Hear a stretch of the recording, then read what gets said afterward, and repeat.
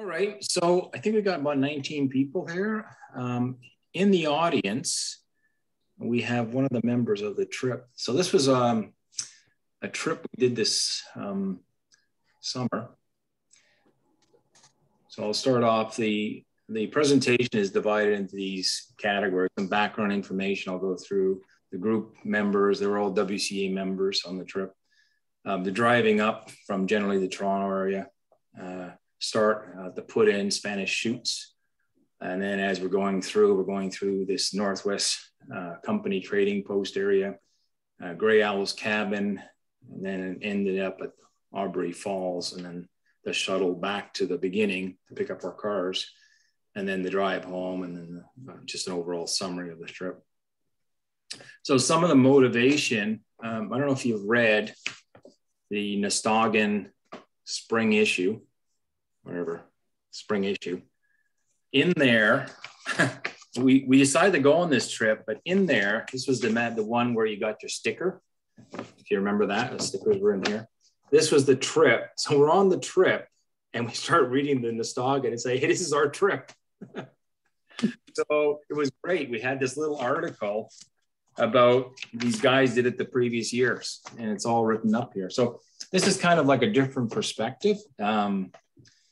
Those guys were like 20 something and we are the 50, 60 somethings. So just a slightly different perspective on the same trip. So generally how we start trips is somebody comes up with an idea and then everybody starts running around and trying to figure out, where is it? Where's the put in, all this sort of stuff. So like I mentioned, this is the article we got like maybe a month or two before, and we started reading it and say, oh, that sounds pretty good. And then of course we got to, look at my CCR for some data. So there's a bunch of stuff on there.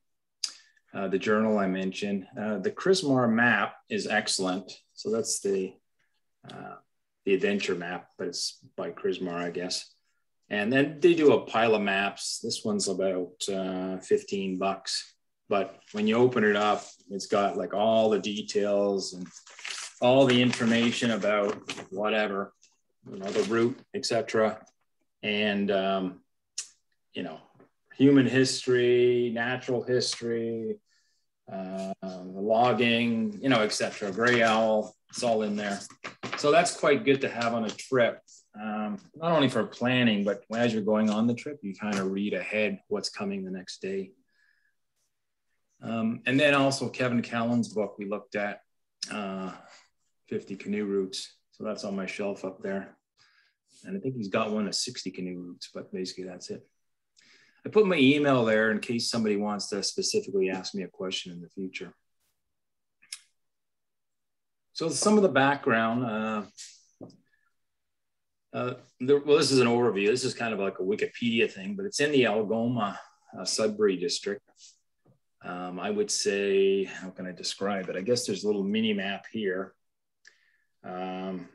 Let's see if I can show this on the screen. So if people know where Sudbury is, okay, so there's Lake Huron, Sudbury's here, and I'll show you on detailed maps coming up, but it's in this zone over here. We paddled. Anyway, there is a map coming up. The Ojibwe people traveled this river. The Northwest Company built some trading posts on it in the late 1700s. And these posts all the way up were closed in the early 1900s. And then the river was used for more tourism. So it kind of started with logging and stuff like that, and then eventually turned into tourism in the mid 1900s. The put in Spanish Chutes, I've got a coordinate there, and the takeout coordinate. So for us, it was basically a 6-day trip, and we did it in really 7 days with the car shuttles and stuff. And our route was 143 kilometers long, 6 days on the river. So due to the COVID-19, some of the traditional outfitters that were actually one outfitter that was written up in this article didn't want to provide the service anymore. And then we had another outfitter in Chapelot. He didn't want to provide the service. So we ended up, we had to do the shuttle by ourselves. And we were a little concerned because according to Google, one way was 4.5 hours. And there's no gas station between where the take out and the put in, except if you go up to Chapelot and do a kind of a 50K detour kind of thing. So we were a little concerned about that, about gas, because, you know, you can drive a car 4 or 5 hours and then that's it. So we basically, we each had a 5-gallon can of gas in the car, whoever's was shuttling. But at the end of the day, Google was wrong on the time it was going to take. So I'll talk about that. But basically, that was our big concern, the shuttle. But at the end of the day, it worked out to be okay. So this is the group. We're all people that are from the WCA and been paddling together in the past on various trips. And on this trip, the guy really who organized was Neil Campbell. But we all kind of take on a position of doing something, either planning or the shuttle or the food or something. So we had Yuri Miller, Fiona Duckett, myself, Ian Malcolm, and Jim Ballos, and Neil Campbell. And we were all fully vaccinated. And we've actually done various trips before that with various people here. So that was the crew. The driving up, I'm from the Whitby area, but we had people from Toronto and Lakefield over this area. So generally, according to Google, it takes about 7.5 hours to get the takeout. It just so happened, Yuri and myself, we did a previous trip up Spanish. So we came up about a week before and did the Spanish, which is over in this area. But everybody else drove up, and some people stayed in Sudbury. And then the second day they drove to the takeout. And then the idea is you leave one car here and everybody else drives up to the top, the Spanish Chutes. And Spanish Chutes, according to Google, was 3 hours and 57 minutes, not. So you can see here, this is a gas station. This is the takeout. You have to drive up this about, well, really an hour, because the whole thing was about 2.25, I think. So they managed on the final day to drive up here, back here, and back down in about 4.5 hours. So when we didn't know this, because these roads are a little rough, but I guess they weren't as rough as they thought, according to Google. The plan originally was to drive up, fill up in Chapelot, so this is about another 30, 40 clicks, and then come back and then drive to the put-in. What I think is this road was pretty good shape, and even this one going across was pretty good. Because as I mentioned, Yuri and I did the Spanish, so we were over in this area, and we drove in from this gas station going this way. And this road was a gravel road, but you can go 80 clicks an hour. And then down here, you know, 60 or 70. So maybe it took an hour from this junction. So at the end of the day, when you look at Google, Google's not always right as far as time goes. So it worked out to be 185 clicks, and that was correct. But we actually did it in maybe 2.25 one way, the shuttle drivers. Just be aware, like the safest thing is to have gas in your car so that you can, you know, if there's any issue, you can top up. But everything seemed to be okay. So this is the overall view of the whole thing. So this is the takeout at Aubry, which is a little provincial park down here. And then this is the drive up and across and then back down through these logging roads. So the put-in is Spanish Chutes. And then this is kind of divided into, we had an interesting thing here because Yuri and I were 1 or 2 days ahead of them. When we finished the Spanish, we came back up and we camped. We went in a little bit and camped at, we call it 1B camp. Everybody else who drove up obviously drove to the put-in, so we'll call it 1A. So we were kind of inside our route, maybe a half an hour or so. Because instead of, you know, sitting at a parking lot, I'd rather sit on an island, you know, have a nice time. So we were like about a day ahead of everybody else. And we ended up doing on our spare day, we went, this is all the headwaters of the Spanish here. The headwaters goes north here up this way. So we went up this way on one day, do a little day trip, maybe 10K up, and then came back. So we kind of got up, maybe up to here in the headwaters somewhere. I guess the headwaters is right here. Yeah, this lake. So that's about 10K there. And this gives you an overview. So it gives you an idea of how much we did every day. One of the concerns we had when we did Spanish the week before, the water was very low. So the upper Spanish, we were like walking across rapids that we should have been running. They were just boulder fields. And even the ones that weren't boulder fields, they were just bobbling through like a bumper car. So we were a little concerned because we committed to go on this trip that this is going to be concerning. But at the end of the day, everything was okay. I think just one rapid we kind of bobbled and had to walk through at the top end of this Mississagi River. Everything else was runnable. And, you know, you'd bobble through it, but it was, you know, fairly okay. And all the rapids were in the class 1 to 2 kind of zone. So this is officially Camp 1. We ended up going back to where everybody was coming in. And Camp 1 is really, it's called Spanish Chutes. It's basically a bridge across the river at the kind of the headwaters of the Spanish River. And there's like a unofficial trailer park there where people park trailers. And we met this character, and I can't remember the guy's name now, but sometimes you meet these people out there and they're super friendly. So he was offering people beers, and he's a big fisherman. So we had a great old time, and you could see kind of the beers on the table there. And it was excellent. Him and his wife been coming up for years. And it's a great way to start a trip when you have somebody that knows the area. So that was excellent, even though it was like a parking lot, but it was just the first night.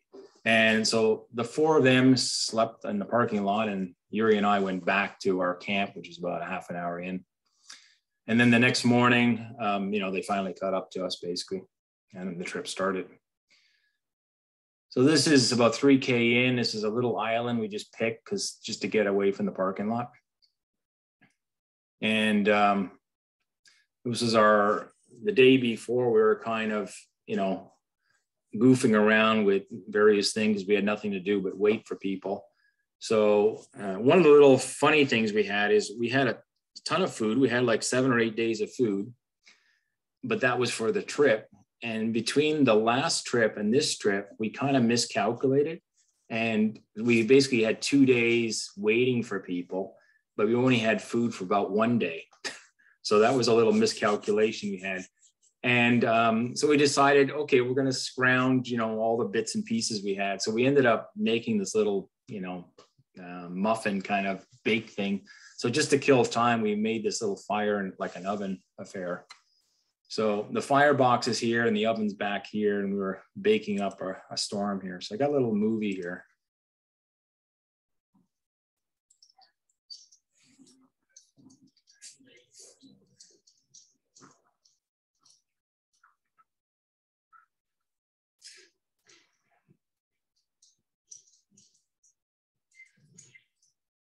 Yeah, so it's basically getting blasted by this warm air blasting through, and we actually baked something, so it was good. And then on the other side is we're glad to have that extra day, because from the last trip, there's all kind of little things that break when you're going on trips, and you have to sew up stuff and stuff. So we spent, you know, a good half a day just repairing stuff for this trip, and it brings up a good point about, you know, you should always have gear so that you can fix your stuff, basically. And it's all little things, straps and all kind of little things like that. So day 1 officially, we're starting at Camp 1, we're going to Camp 2. So this is kind of the route. Spanish Chutes, this is like the headwaters of the Spanish River, and it kind of starts up here at Spanish Lake, and it actually goes up this way a little bit. These are the Chrismar maps. So you can kind of see, you start off, there's a 500-meter portage to start off. Yuri and I were here, the rest of the people were there. So we got a 45-minute head start on them. So they showed up and off we went up the Spanish, very short portage into Aubry Lake, and then down this way, and a lot of lake paddle. And then you get to the end, we're getting to a couple portages, Sulphur Lake, a couple little pond jumps. There's a 930, which all the portages weren't very hard. This was probably one of the longest ones, 930. And then just a bunch of jumps over. And basically we started, I guess everybody else started around 7. We started around 9 over here. So let's call it 7 to, I think, 4:30 at night, we got to camp. So that's whatever. I would say whatever, 5 plus 4. So about 9.5 hour day total. But, you know, pretty casual. I guess these were all the portages, so that wasn't so casual, but, you know, a reasonable day, probably a little longer than I'd like, but there wasn't really much to camp down here, and we figured we'd get this over with. We had an excellent campsite. It was on a lake and pretty big area. And because of COVID, everybody had their own tent. So we had like 6 people, 6 tents, of course. And, you know, setting up camp, doing our thing. This is another side view. So it was a nice area. A little bit overcast today. And then we knew the weather was changing according to the forecast that we got. So the next day, camp 2 to 3, we're going to go by the Northwest Company trading post. Here's the maps. So I guess we're starting up here, camp 2, a bunch of lakes. There's a couple sites every so often. And this is where we go by the Northwest Company old trading post. Now it's like a camp, like a fly-in camp on Upper Green Lake. Unfortunately, it was raining in the morning, and we got down here, it was kind of still drizzling and raining, so we didn't spend much time. We also wanted to go into here. There's a fire tower, but it was basically pissing rain when we got through here, so we said it's pointless to go up because it just was in a cloud bank, so there would be no point. But that would be an interesting side thing to do if it's, you know, good conditions. And then a very short portage, 90 meters into Kashabagami Lake. And then you go along, another portage, a couple hundred meters, 300 maybe, into Squamish Lake. And now we're entering like the river system proper. You can see it's very narrow lakes, and we're going through little areas. There's a 30-meter portage, which I don't remember that portage. We probably ran that or walked it probably. That was probably the first rapids that we had to walk down, first proper rapids. And then very stringy long lakes, Limit Lake.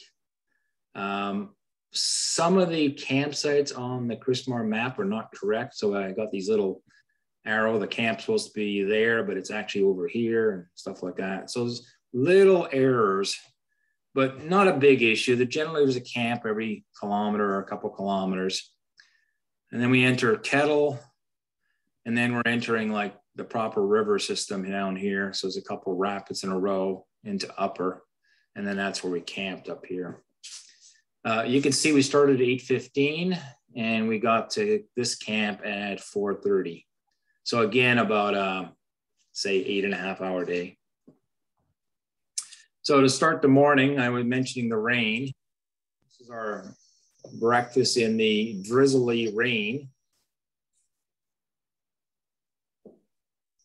How's the volume on your side? Good. Okay, good. Because sometimes it comes louder than it should be. So you can see we're packing up and it's raining. It was a cold morning too. So we're just packing up, all the tents are down and we're just doing the final cleanup at camp.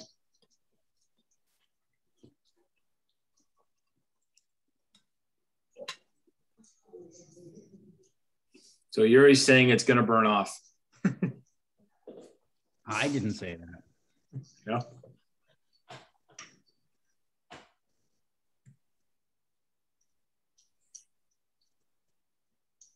You can see it's like, you can almost tell the rain is like slush. It was cool. I wouldn't say that cool, but it was cool rain.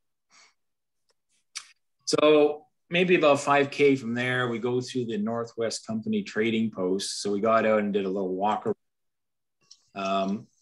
I think there's one original building, which I'll swing to the right and I'll show you. But now it's like it's probably a fish camp fly-in thing, and they're not open yet, of course. And this must be on Mississagi Lake. This is the main building. It's all shuttered right now, but you can see there's boats around and other outbuildings with stuff in it. All the docks are pulled up, of course. So that cabin in the background there, that looks like the original, something from the early 1900s, probably. Classic fireplace.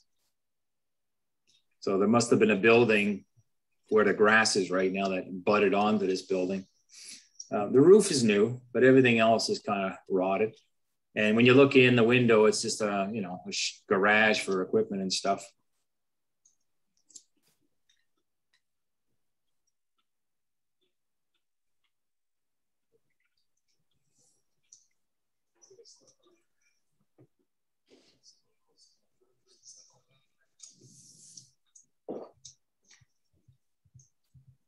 I'll give you the grand tour. I'll speed it up a little bit here, but basically, we just walk around, check out everything.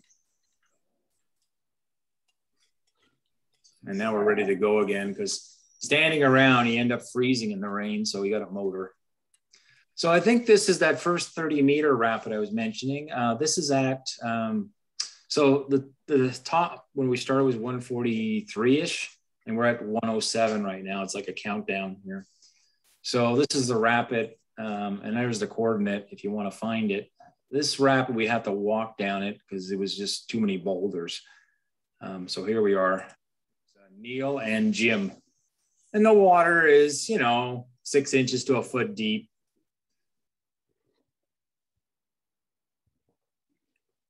So this is one of those things in your brain, you're saying, oh my God, is this how it's going to be all the way?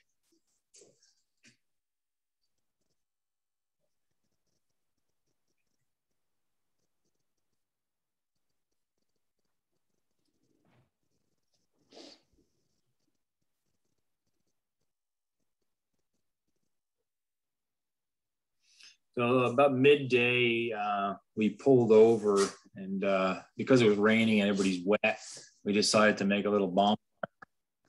And that was an excellent decision. So that was our little break. We just grabbed a bunch of wood and got a fire going. So everybody's standing there with their, rain pants down and trying to dry stuff, but we more or less got dry.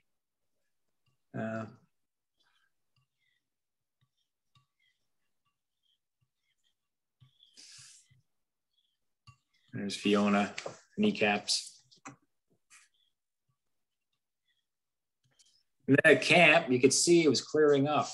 We had our tarp up, but basically that was the end of the rain. We had a really nice evening. It's looking a little brighter here.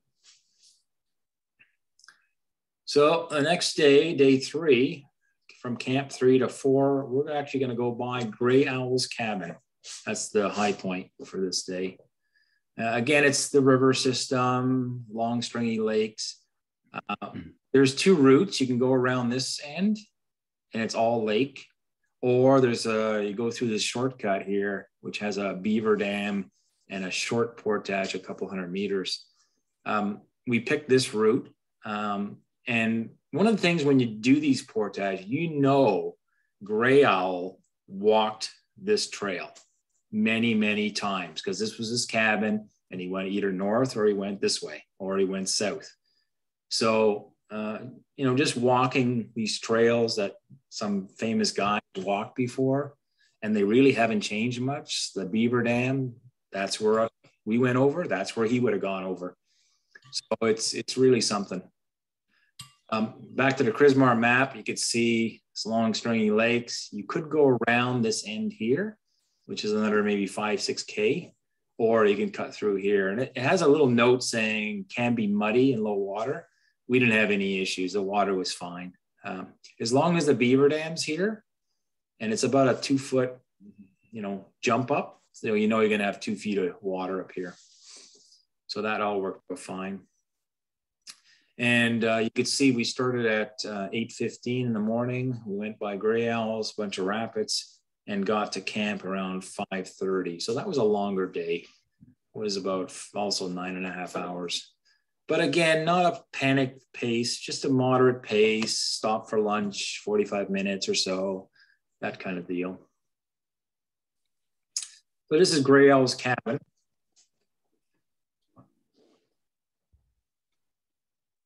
So it's looking a little rough, you could say.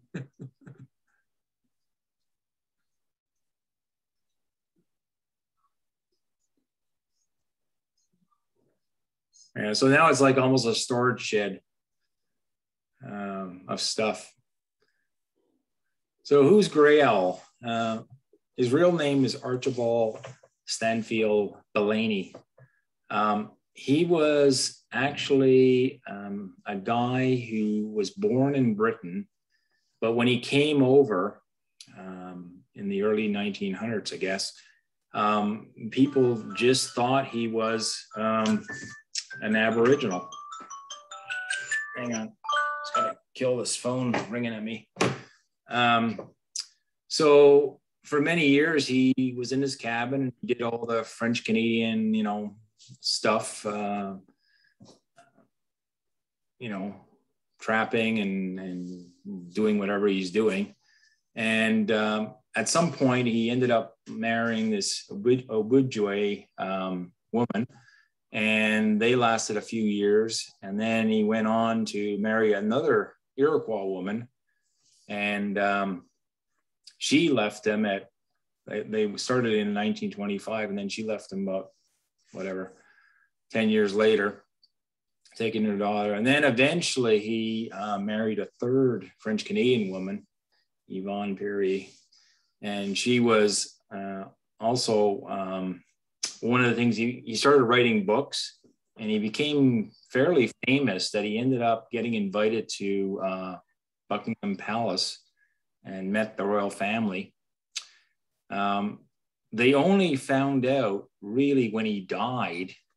So he died at age 49 in 1938. And that's when they found out he wasn't really a native person. He was a Brit, basically. So I just grabbed some stuff off BBC website on this thing. And here's the link. You can go there. There's a lot more information. This is an interesting photo here. This is his cabin, and some beaver decided to use one of the walls as his backstop for his beaver lodge. So that's what this pile of stuff is here. And so that's his story. So it was interesting. He's kind of reasonably famous person. And to see his cabin and also to see the trails that he walked was kind of interesting. And he went all the way up and down the river. So the exact river we're doing, he did it. So it's kind of neat. So at this point, we're entering more of the river proper. And there's kind of a jog in the river. It's like a big W. And it's just a very, it's like a fault, I guess, going northwest-ish. And then it goes southwest-ish. Then it goes back northwest. It's like a W shape. And you follow this river up. So this first channel we entered, there's a moose over here. You can see in the distance. And I guess a mommy and a baby. So we're trying to be quiet here. Sneaking up on it. And you can see the winds in our face, so they can see us, but they can't smell us.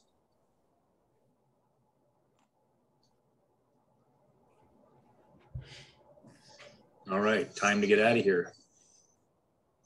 So that was our wildlife sighting. This is a typical lunch stop.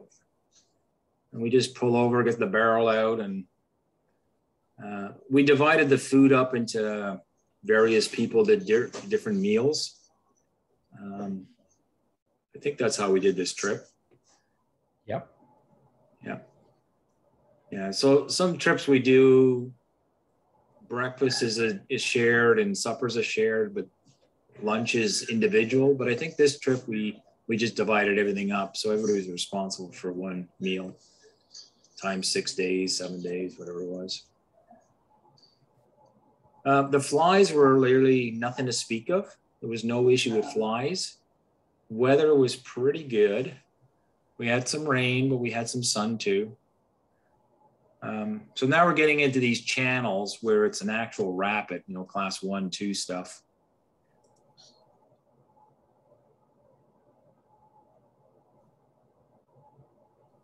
So generally, scouting is done by looking down the river and saying, okay, I can pop into this eddy and then look some more. We generally didn't do any, well, we walked along the shore sometimes. I think this one we walked along the shore to scout it out and figure out where we're going to go.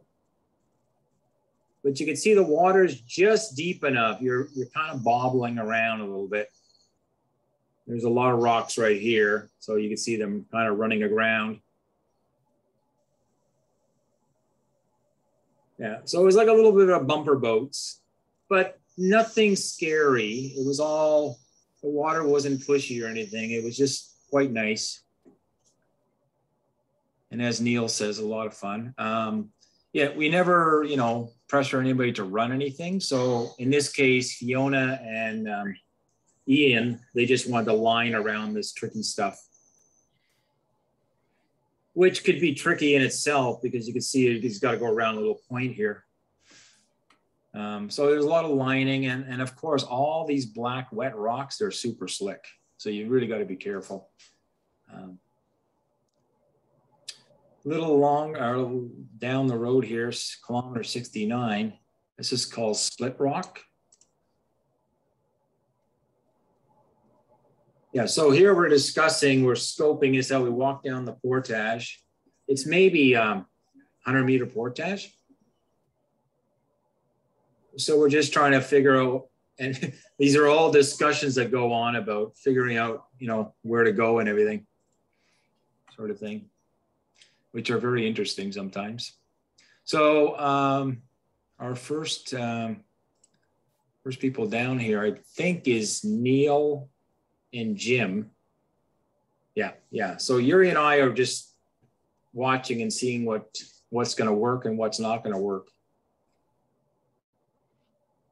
Everything in a movie looks flatter. So, you know, there's like a 6-inch drop and a 2-foot drop and, you know, etc. It doesn't look much in a movie, but when you're there, you're like a little concerned. So that's not much. So when somebody finally gets through, you go, okay, that was easy. Yeah, there you go.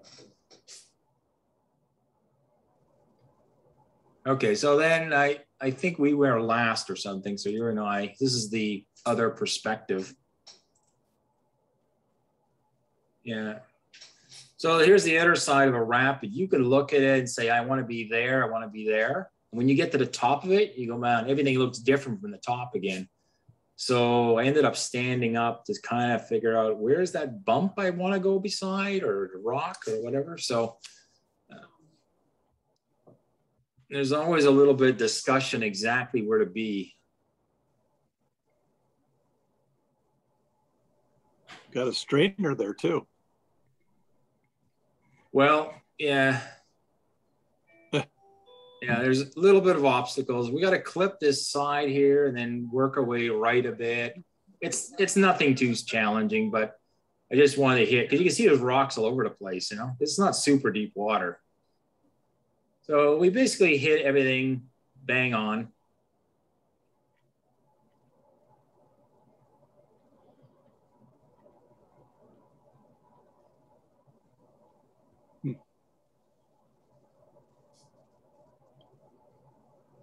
There you go. Excellent. So camp 4, we finally go through a pile of rapids. I don't want to show every rapid, but there's all kind of rapids like that size. And we get this thing called Hellgate Falls. We actually were planning to stop a little earlier, but then that campsite was a little buggy. So we pushed on to this thing, and this was fine. It was really nice. So this is like a waterfall. There's a rapid off to the left side there. I'll show you a little video on that.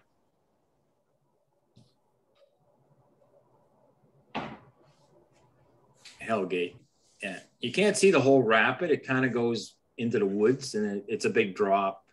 From the profile, it drops about 5-10 meters when I was looking at the profile after the trip. And the Portage Trail moves away from the river, so you don't actually see the official, drop into Hell's Gate, but it's a big drop in there somewhere. It's not, paddleable.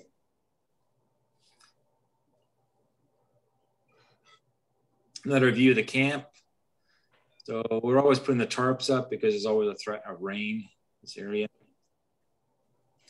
We get our fire going. Everybody's doing something. The next day, day 4, camp 4 to camp 5.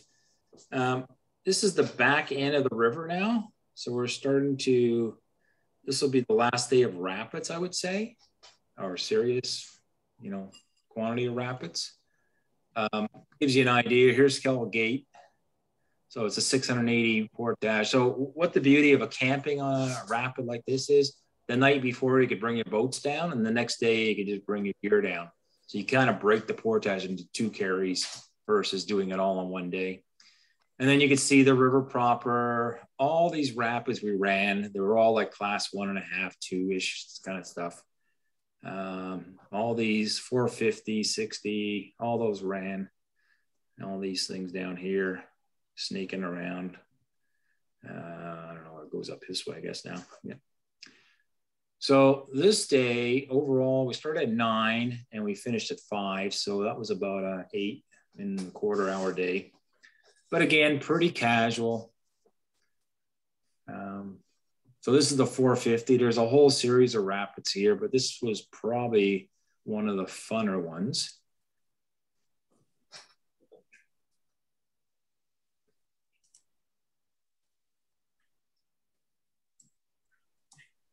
I was going to speed her up here a little bit, get probably the, So this is like got an elbow on it. So we're planning, we didn't scout it all out. So we planned, okay, we're going to stop midway and assess, if it's good or not good or whatever. Yeah. So there's another little drop over to the left, and we decided to turn in here and just, check it out before we keep going.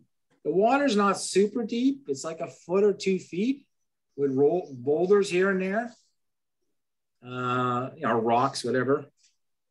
It's deep enough, but it'd be nice if it was a little deeper, because every so often you hit something. So we got Ian and Fiona coming down.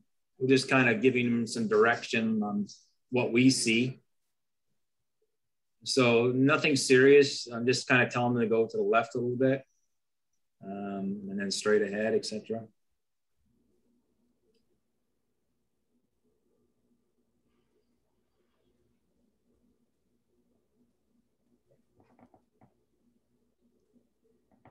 Yeah, so these guys have an 18-foot boat. It's quite a long boat.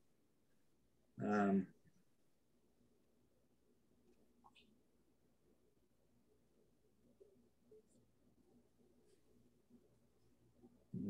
think they're going to drift bows, speed it up a bit. Yeah, they're coming back.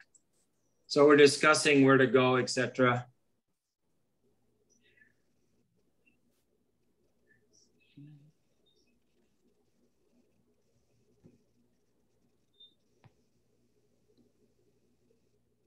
So Neil and Jim are down below pointing at something.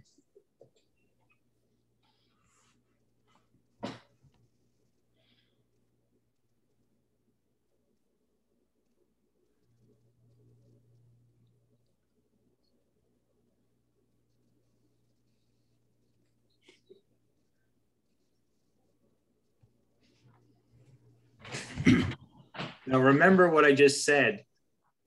I'm pointing at a rock that he has to be careful about.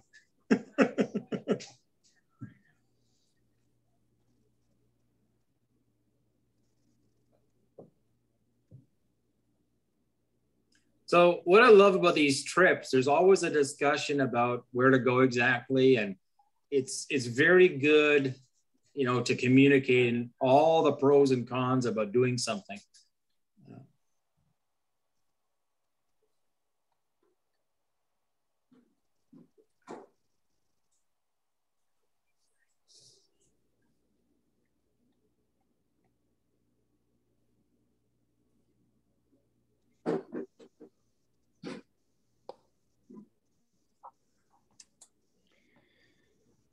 That won't help. All right, so they've agreed and they're ready to go.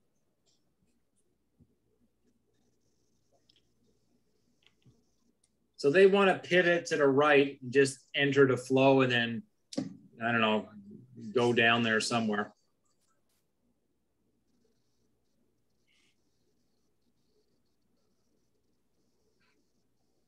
And off they go. So they didn't hit anything. So they're going more left than I would have gone, but it worked.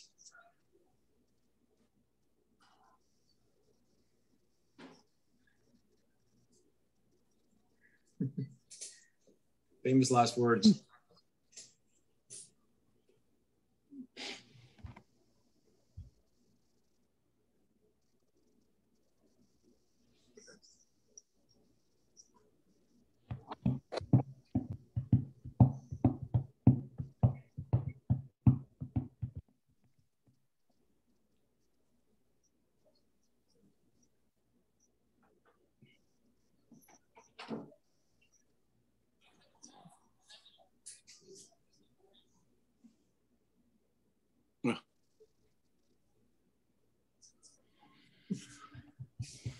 So remember that little rock I mentioned? Someone tells me someone's going to get wet. We were going to try to get above and then swing and complete the swing before we hit the rock. Didn't manage to do that. So we hit the rock. We didn't go over it. We almost wiped out. So I wanted to pivot, but then I said, no, we don't have time to pivot. So we're going to go backwards all the way. So we're paddling backwards by plan all the way. Missing every rock that I can see. And there's lots of rocks. Wow. Oh my goodness.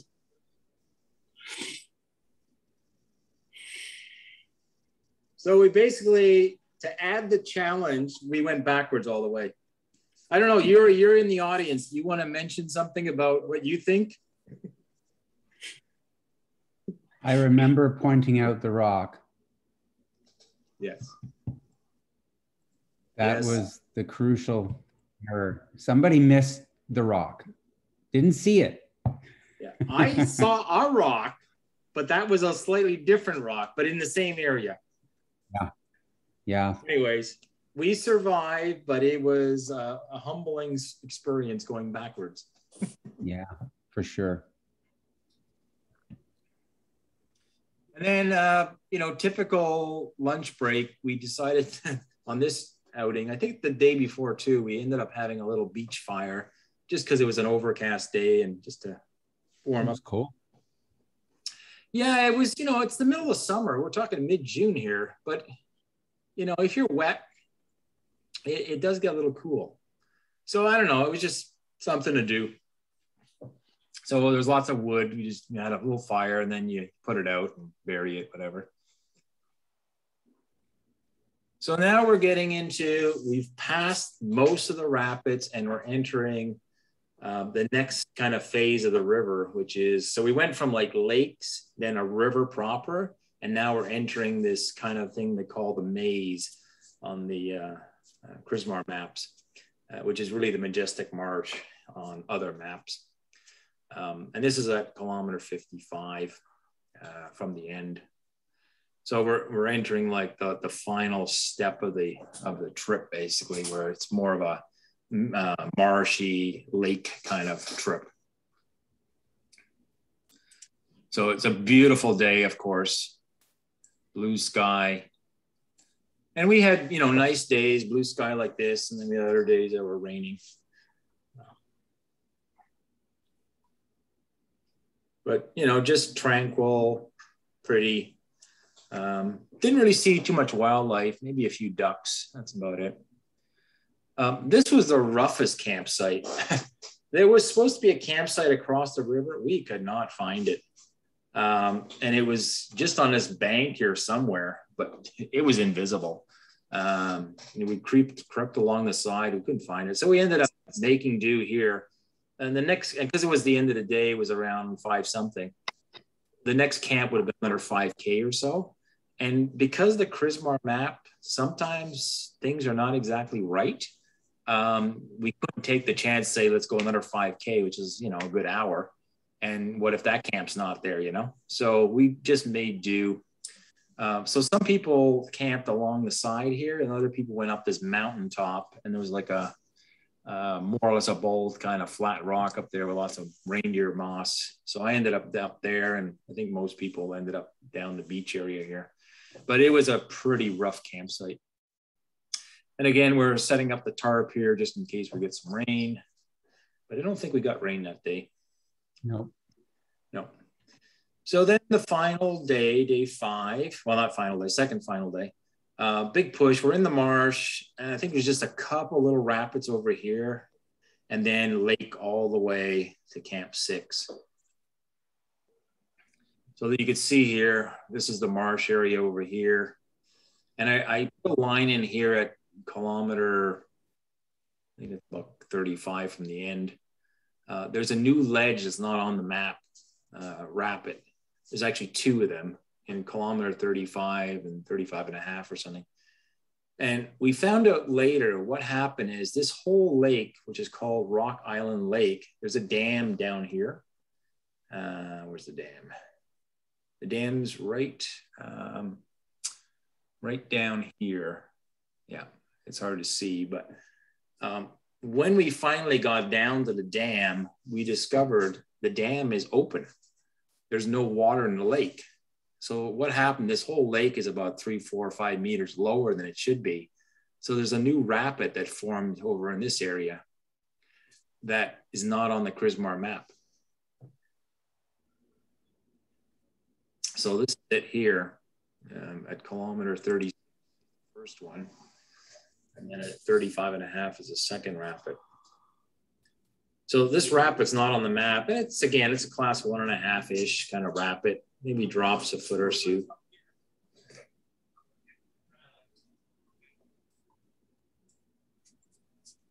So I'm in the bow on this day. Every day, Yuri and I flip positions. So I got the bow, and we're working our way down this little rapid. Nothing complicated.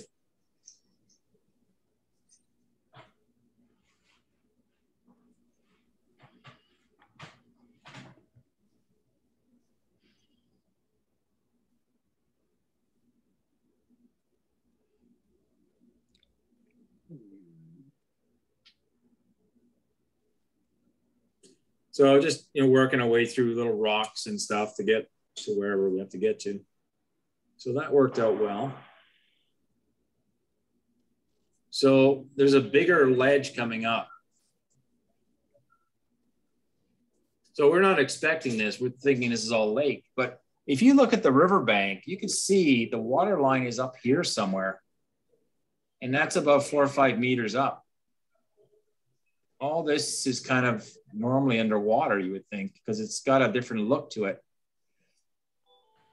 So the ledge is right there. We can see there's a drop. We're kind of surprised, you know, why is that dropping? So we're, you know, getting out and going to look at it, I guess. I'll just speed her up here.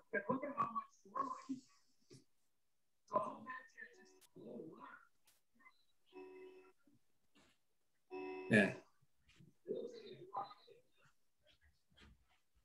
Yeah. So you can see the water levels way up here. I mean, it's like 5 meters up normally.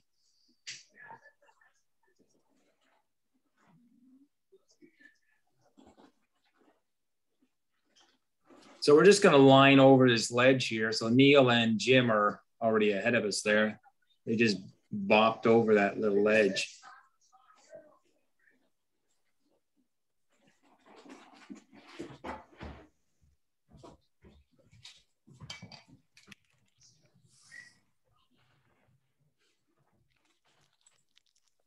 All right, so a little bit more of that stuff, but this gives you a video at 5 kilometers to the end. So this is the ledge. It's about 2 foot drop. I mean, in hindsight now, we could probably have run off to one of these little tongues, and you know, consequently, there's no consequence. We just go plop and you fill up a little water maybe. So maybe next time. So that's the ledge, a different perspective there. Speed that up. There we go. And looking down the lake proper. Okay, so then I did some research after the fact. There's something online that talks about this dam, and it's actually on my CCR forum. What happened was somewhere in 2002, there's 2 dams. This one on Rocky Island Lake, and then there's a dam 7K later, Aubrey Falls, where we ended our trip. And it's all hydro generation. So they keep drawing down the water. And what happened in 2002, they drew down all the water to produce power, and they haven't recovered the water since 2002, because downriver, they still want the dams running.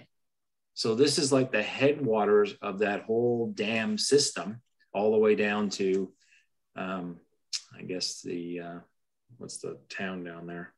Well, the end of the river at Lake Huron. So all these dams are producing electricity, and they have to take the water. So basically this lake has been drained because of hydro. And there's nothing more they can do, because once it's down, this dam's hydro producing capability, there's no hydro capability, there's no head. And so the next dam, which is in the next lake, Aubry Lake, that one is producing power, but this has never filled up since 2002. So that's like 19 years ago. It's always at this level or a little bit higher, but never filled up. So that's really something to think about. And that's all because, you know, they need to produce power. So as we're going down the lake, you can see the water level should be there, and it's down here. So that brought on a new challenge. The lake's a lot lower, so there's all these sandbars all over the place as we're entering this lake, trying to figure out the route through.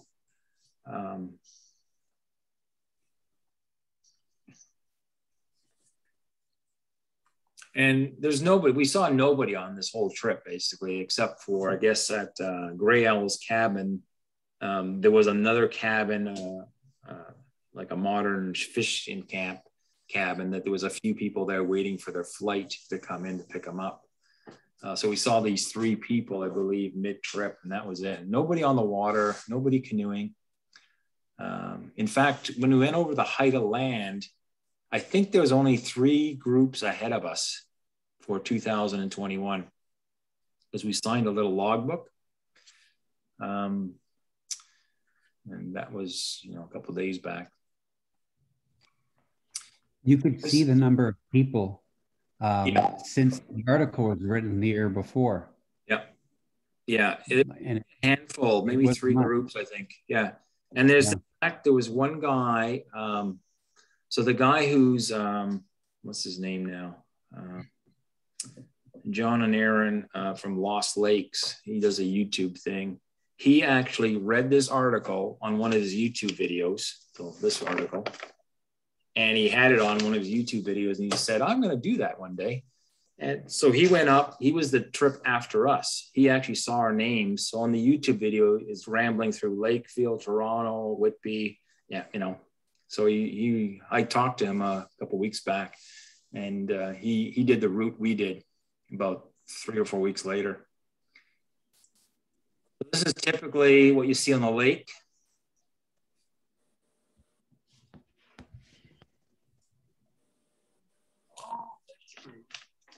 Yeah, so in the article here from the other guys, I'm gonna find it here.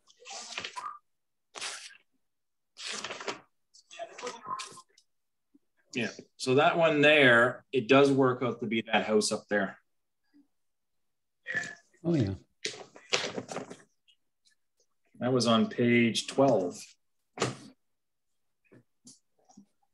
So that's like a tarp shelter for fishermen / duck hunters, whatever.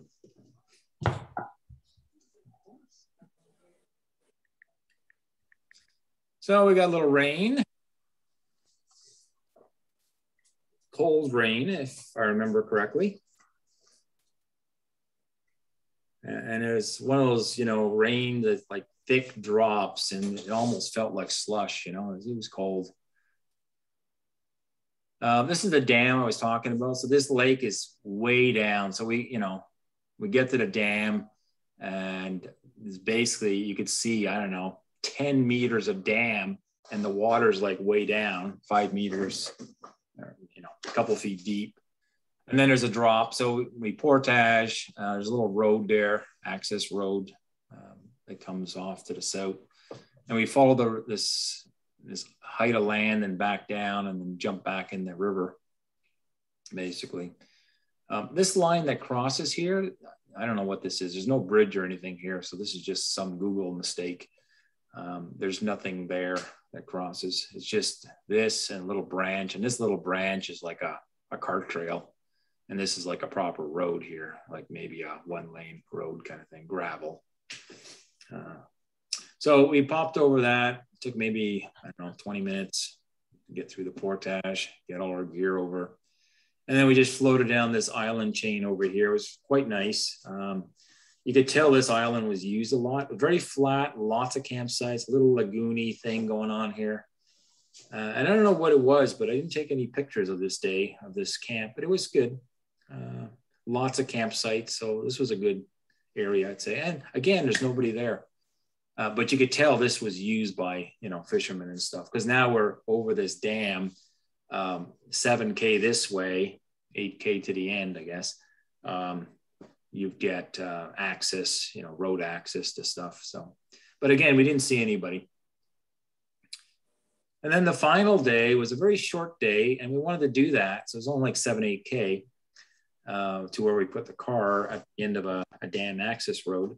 And then the day would be not that short, because this is maybe an hour and a half paddle, but we have to drive the cars, get the cars from here, come back. So we figured that was going to be an 8-hour shuttle with the way Google was sounding, but it worked out to be shorter than that. So this is our Chrismar map, just zoomed in. We kind of went down here, and then there's actually 2 dams down here. So one's right here where there's access road, and there's another dam over here. And this is where Aubrey Chutes are proper. The official parking lot is, you go between the 2 dams, and there's an access trail that takes you across a little causeway bridge that takes you to the official parking lot down here somewhere. We didn't use the official parking lot. We were on the end of this road is where they built the dam. So there's enough room for maybe 1 or 2 cars to park here. It's kind of like a dam access route. So, you know, I could see people that works on the dam, you know, electrical, you know, whatever they're going to do, they would drive down that road, but it was open. So that's where we parked. So we had 1 car here, and all the other cars that they put in, of course, and we only needed 1 car there to shuttle back. So we get there, you know, I don't know, an hour and a half after we start. So probably around 10:30, 11 o'clock. And it was like overcast day. So all the gears here, the drivers head out in 1 car to get the other 3 cars. So I guess 4 people head out. And Neil and I just sat here and, you know, organized ourselves and stayed out of the rain or drizzle or whatever it was. So not exactly exciting end. But, we just talked and stuff like that. Tried to get our gear organized. So like I mentioned, the Google was incorrect. So the one car picked up the other 3 drivers. They drove all the way back. And I believe they did all this on 1 tank of gas. So the people that got down here, the cars over here, like I know Yuri's car came from this way. And so we had 1 hour of gas used. So Yuri, did you go to Chapelot to get extra fuel, or you just drove all the way back? Didn't need it at all. Didn't need it. Okay. So even though didn't even use the fuel that was in the car, like the extra tank. Okay. So you basically got in your vehicle and drove all the way back in about 2.25 hours or something. Yeah. Yeah. It was manageable. Yeah. The roads are much better now, I think, than Google thinks they are. Yeah, I agree. Yeah, we know this road was very good, and we drove this road. Well, this section of it over here was, reasonably 80K an hour, and this was about 60, 70 maybe, or 60. Yeah. So it was reasonable. That was all good. It was all good road. Yeah. But it was interesting when we were doing the planning, because we were looking at gas station. There was one here at an outfitter. There was one in Chapelot, or a couple in Chapelot, and there was one here. We actually stopped and bought food for the Spanish, I think, or something. So yeah, you really got to be watching where the gas is. When you get in there, it could be interesting. Mm-hmm. Yeah. All right, so this is the end. This is the view from the other side that not many people saw of Aubrey Falls.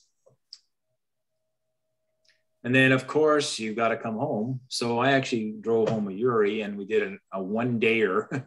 So Google says it's 7 hours and 44, and I think it took us about 10, with stops and stuff like that. Or I said here 9.5, but we basically left here around 4:30-ish, and we got to your place, Yuri, at 2 a.m., and I was asleep. I don't know how you did it, but that was a long drive.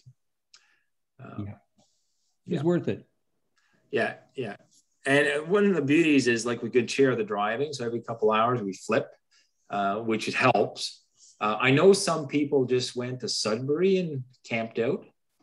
I think, no, did Neil go to Sudbury, or did he drive all the way? I believe everybody drove home, actually. In the end. All the way. Okay, on the way in, I think people went to Sudbury. Some people. I think, yeah, they did. On the way home, I think Ian went to visit a family member down near Wasaga Beach. Okay. So he didn't go home to Kingston. Yeah, so over here somewhere. So that would have cut off a few hours, 3 hours. Yeah. Anyways, and it was, I would recommend people heavy stop rain. somewhere. Yeah. Oh yeah. Yeah. I wouldn't recommend doing it straight. I mean, because I was bagged at the end of that. And not to mention, you were shuttling this thing 4 hours. So you had 9.5 hours here, plus 4.25 hours shuttling. That's a long day. So I guess if I was fun, and I would stop in Sudbury or Perry Sound, somewhere down this zone. Don't do it all in one day. I did a little river profile. So now, unfortunately, this profile starts the opposite way. It's 143 is where we started, but the way this thing works, it worked this way. I guess I should have put the route in backwards, and it would have came right. But anyways, you could see we started at about 410 at the Chutes. We went upriver, crossed the height of land, and Camp 2, we got over the height of land. And then it was downhill all the way with a little over the top of a bump somewhere. And then you could see Camp 4, remember at Hellgate? This is a huge drop. This is a 20-meter drop here in a very distance. I believe there's about 10 meters of Hellgate, and then these are all little rapid things we went through. And then you could see by midday, between Camp 4 and 5, so midday, I guess 1, 2, 3, 4, that's the end of the rapids. Now we're just bobbling along on these new ledges and stuff. And on the lake, it's flat, rocky lake. The dam drops another 15 meters. And then into Aubry Lake and at the takeout. So total 143. It's good to plot these things to give you an idea, you know, what you're doing. This is an eye chart, but anybody that's interested will be on the Google, will be on YouTube when we get this loaded. And you can see basically the kilometer we're starting, how much we did that day. So of course the first day, because we're at camp, we didn't do anything. And then the next day went from 140 to 121, so 22, whatever, if that works out. I guess we're counting from there to there. Yeah, so I'm counting from there to there. So 22 and etc. These are the mileages per day. So it's 22, 26, 29, 26, etc. And then what I did is I just took the overall time. So with lunches and breaks and everything, not at a frantic pace. Our average speed was 2.3 kilometers an hour. And that's because we're climbing, portaging. And now we're going from the height of land down. So we're kind of averaging around 3.21 with breaks and lunch and everything in there. So we're probably doing 5K an hour paddling and overall 3.2. And I'll give you an idea. The last day, we just paddled an hour and a half, and that was 5.33. So this is our paddling speed, because we just started and ended, and that was it. So on average, we did 46 hours of paddling, portaging and everything else, and averaged about 3 kilometers an hour. So as far as planning goes, you can kind of look at this, and we weren't going a frantic pace.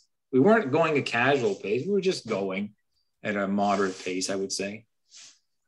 These are the high points here: Northwest Company, Grail's cabin, the marsh, you know, etc., Rocky Lake.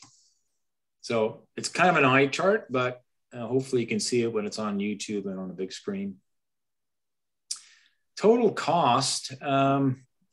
I think everybody basically, we had 4 cars and 6 people. So whoever teamed up with whoever's partner, that's how we divided up the gas. I know with Yuri and I think it came out to be maybe $250, as I'm guessing. Maybe Yuri can correct me, but so I'm thinking just our vehicle was about $250. There was no hotel because we came from the Spanish River and we were in the woods all the way, so we didn't have any costs there. There wasn't really anything miscellaneous costs. So I think the total trip for us, and correct me if I'm not wrong, Yuri, is about $250. We divided it with $125 each. So it's a pretty inexpensive trip. Yeah.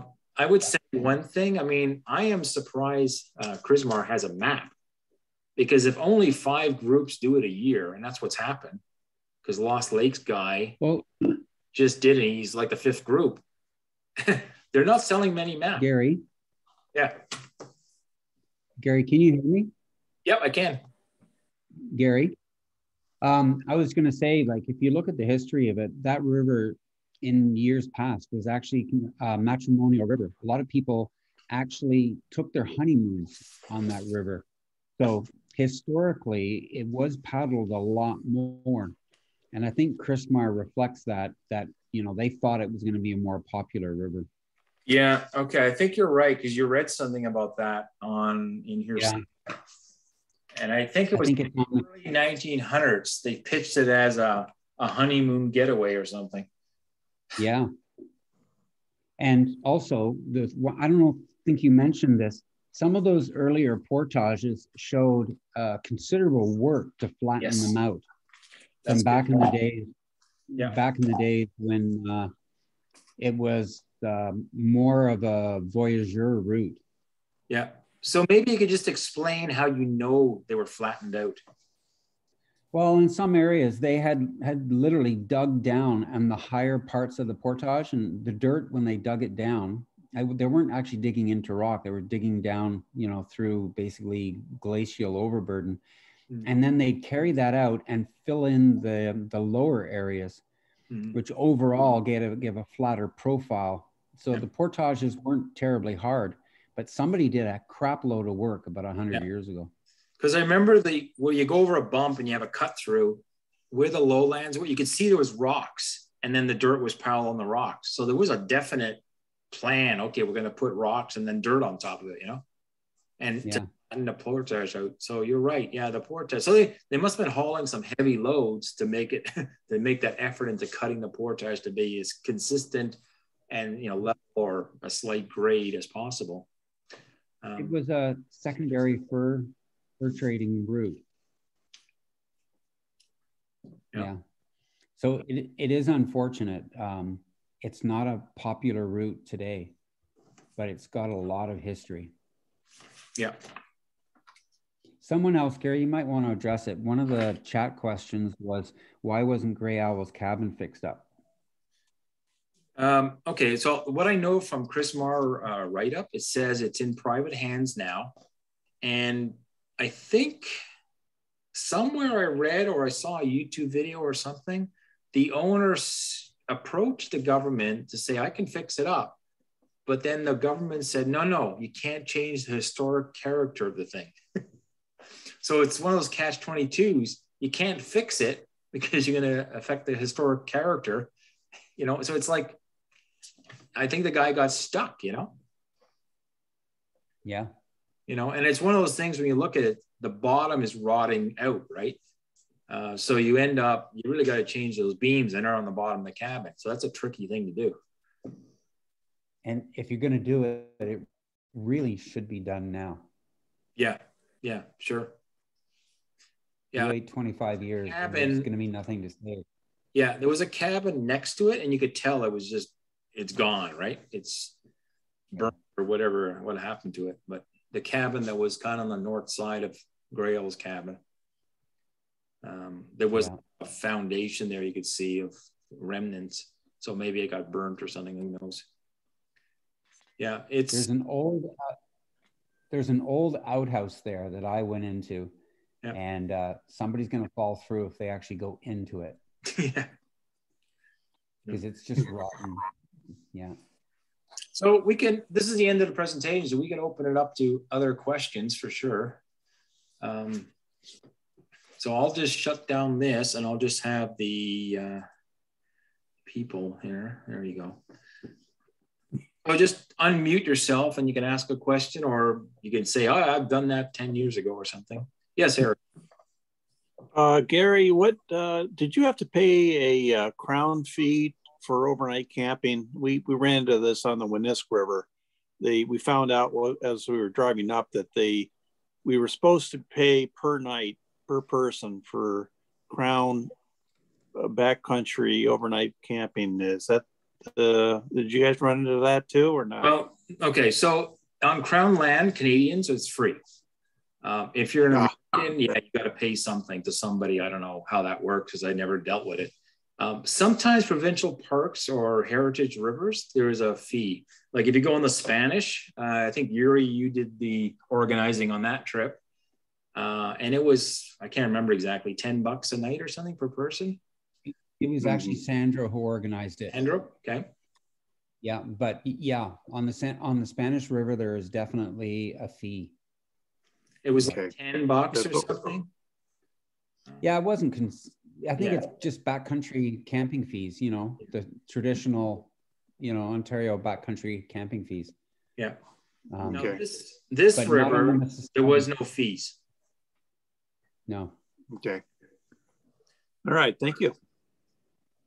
Yeah, and it's, we just picked it because we were looking for, I think our original river or something fell through, right? We wanted to go to Quebec or something, and we couldn't get across we were, or something. They were looking at doing the Bazan, and because we couldn't get across the Quebec border because of COVID from Ontario to Quebec, it was dodgy. Those movements.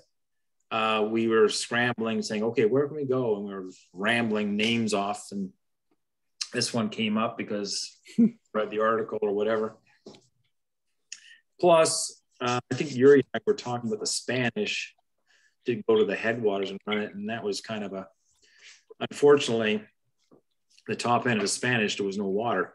So, we saw the rapids, run the rapids. They were like trickles. Worked out just the way that the dynamic worked. We were going to Spanish. We already drove 7-8 hours to get there. you drive another hour and you can do another river, you know? So that was our plan. And it's not long. Mm-hmm. You could do this. We did it easily in the 7 days or 6 days or whatever, 6, I guess.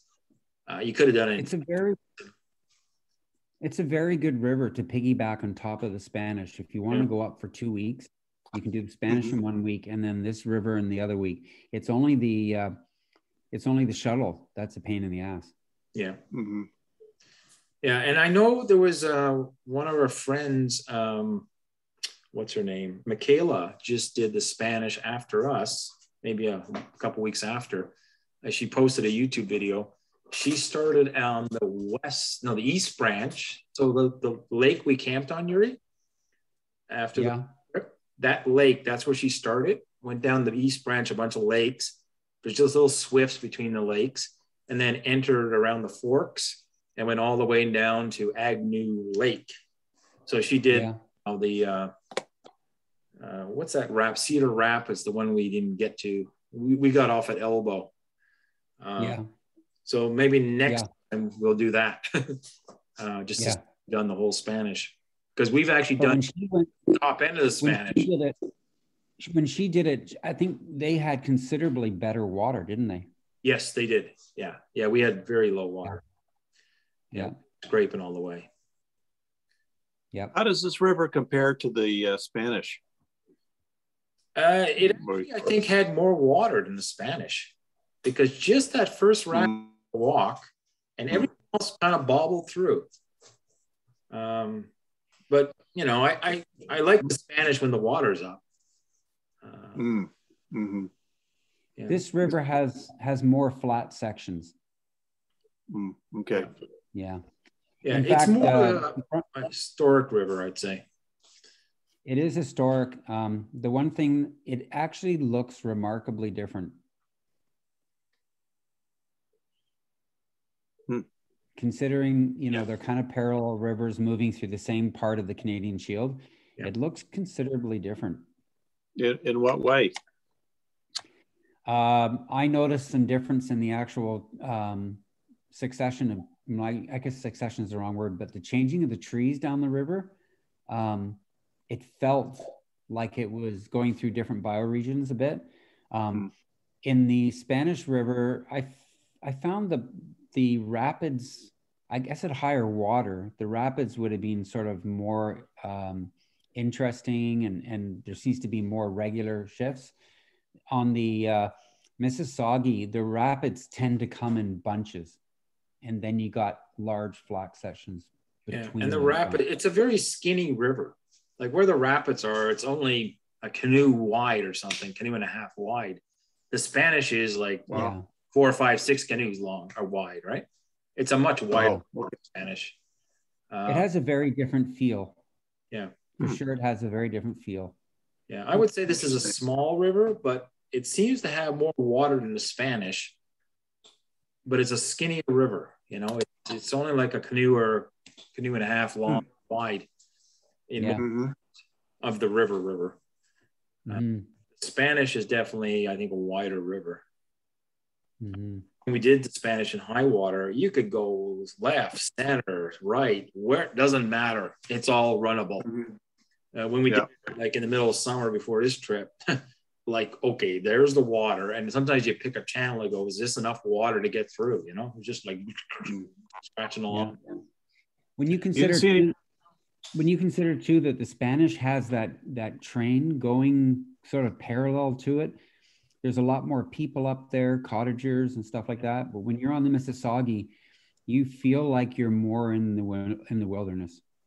The historical aspect of, you know, Gray Owl being way out there, you know. So. Yeah, and it's like 6 days. You've gone farther if you wanted to. You can go farther down than Aubrey Falls, but as Gary was saying, it's a succession of hydro developments. But some people do. We read about somebody who paddled all the way down to Lake Ontario. Wow. Did you see much evidence of forest fires last year, or any smoke from fires, or? Not on this, because No, this river Last was okay. This river was okay. We Mhm. did do a trip, which I did a presentation about a month ago called a Moisey. That had 100 kilometers of forest fire damage, 15 years before, but it's just slowly coming back. Okay. I see. That's an interesting question, because when we did the Spanish, it was a very dry week, and it was at the end of a very dry spell in which I know there was a lot of fires out west, but I don't remember. I think there was one day I thought that I could smell a bit of fire, but other than that, no. But that's just this year, right? Yeah. Yeah. Well, thanks.